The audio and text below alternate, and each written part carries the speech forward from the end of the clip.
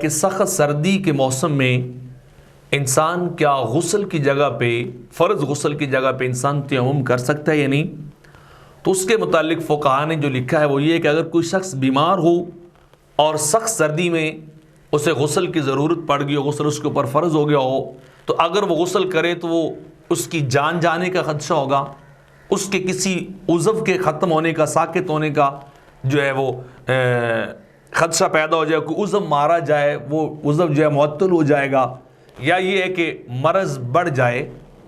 اس کے بڑھنے کا خدشہ ہو کہ پہلے بیمار ہے تو پانی استعمال کرے گا تو اور تیز جو ہے وہ مرض اور بیماری ہو جائے گی،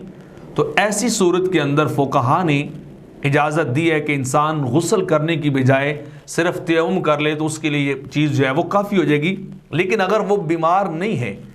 اور صرف بیماری کے آنے کا خدشہ ہو، وہم ہو، تو اس بنیاد کے اوپر تندرست آدمی جو ہے وہ غسل کی جگہ پہ تیمم جو ہے وہ نہیں کر سکتا۔ اس طرح دوسری بات یہ بھی لکھی گئی ہے کہ اگر سردی کے اندر انسان کے پاس پانی گرم کرنے کا انتظام ہو، یا یہ ہے کہ ٹھنڈے پانی سے نہانے کے فوری بعد کوئی حرارت کا، آگ کا، اس طرح کسی چیز کا انتظام ہو کہ وہ بچ سکتا ہو، تو ایسی صورت میں بھی وہ غسل کی جگہ پہ تیمم نہیں کر سکتا۔ لیکن اگر ایسا کوئی انتظام نہ ہو تو پھر اس کو جو ہے وہ اجازت ہوگی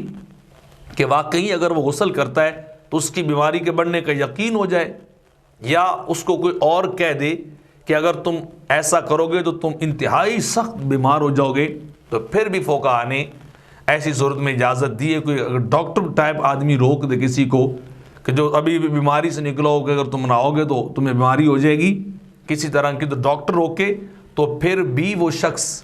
جو ہے وہ تیمم غسل کی جگہ پہ سخت سردی میں کر سکتا ہے، کیونکہ فتاوی ہندیہ کے اندر اذا خاف المحدث ان توضأ یقتل البرد یمرض یتیمم هكذا فی الکافی واختار فی الاسرار، کہ اگر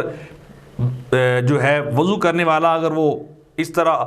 بے وضو آدمی جو ہے اگر وہ کرتا ہے، غسل کرتا ہے، یا پھر وہ وضو بھی کرتا ہے، یہاں بھی اجازت ہے کہ وضو بھی اگر یہ ساری صورتحال پیدا ہو جائے تو وہ انسان جو ہے وہ وضو کی جگہ پہ بھی اور غسل کی جگہ پہ بھی وہ تیمم کر سکتا ہے، جب مرض کے بڑھنے کا،